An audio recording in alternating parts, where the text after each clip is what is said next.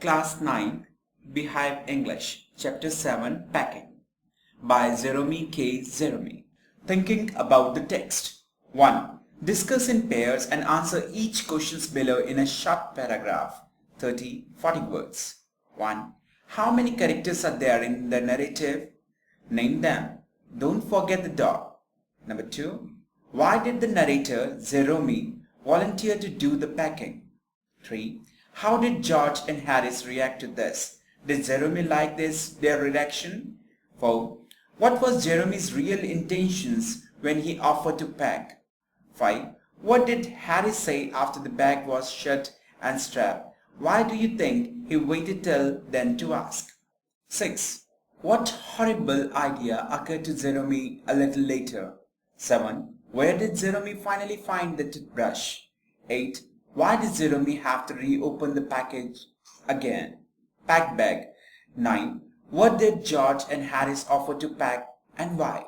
10. While packing the hamper, George and Harris do a number of foolish and funny things. Take the statements that are true.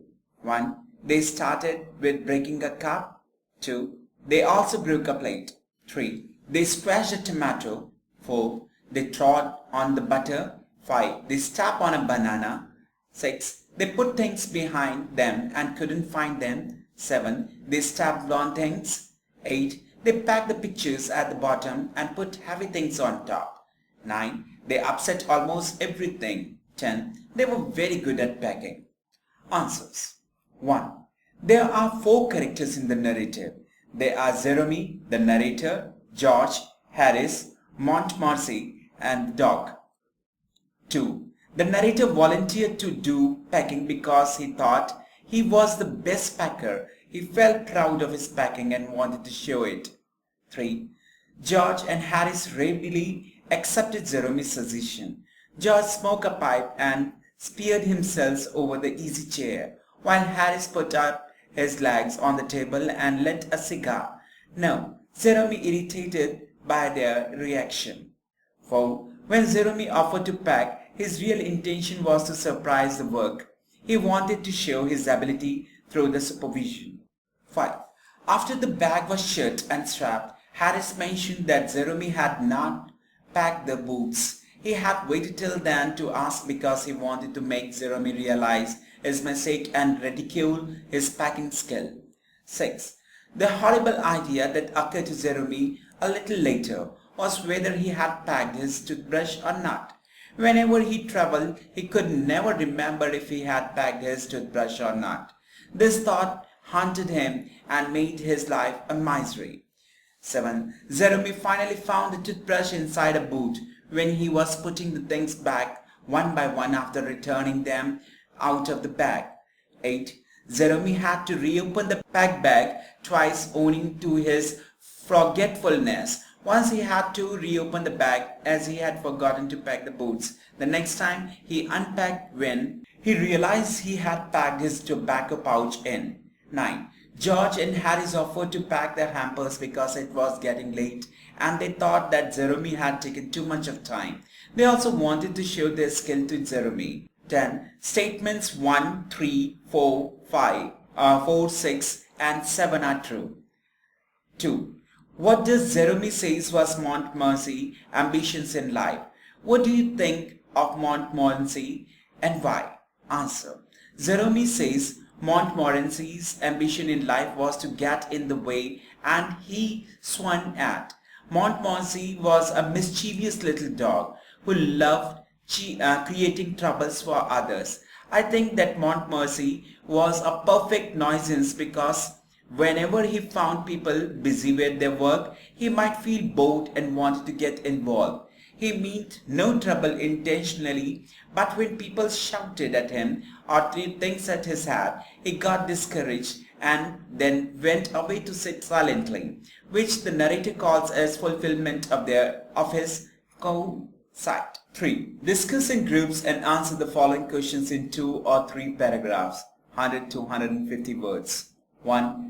Of the 3, Jerome, George and Harris, who do you think is the best or worst packer? Support your answer with detail from the text.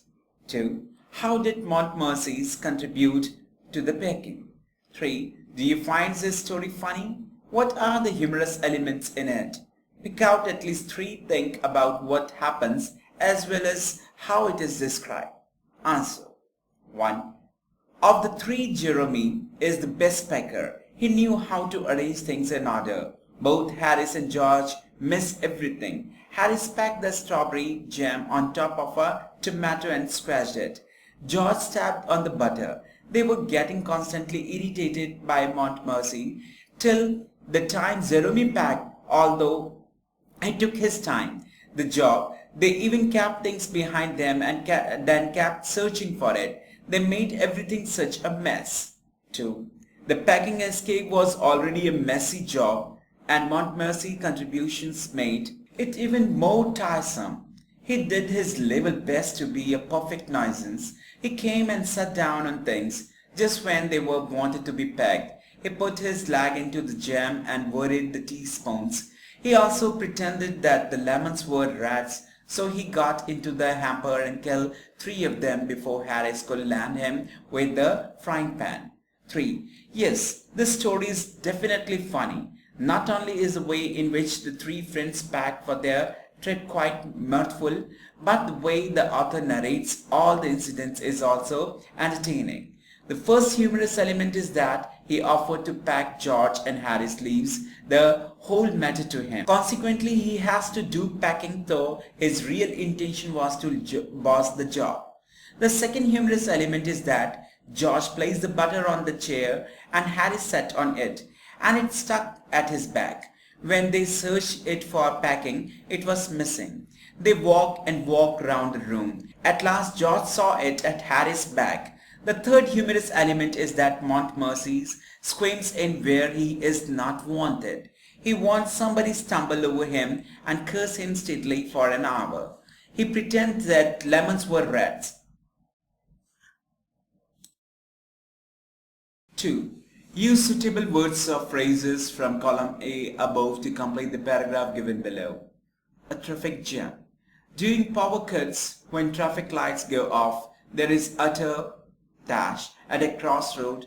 Drivers add to the confusion by dash over their right of way and nearly come to blows. Sometimes passers-by, seeing a few policemen dash at regulating traffic, step in to help.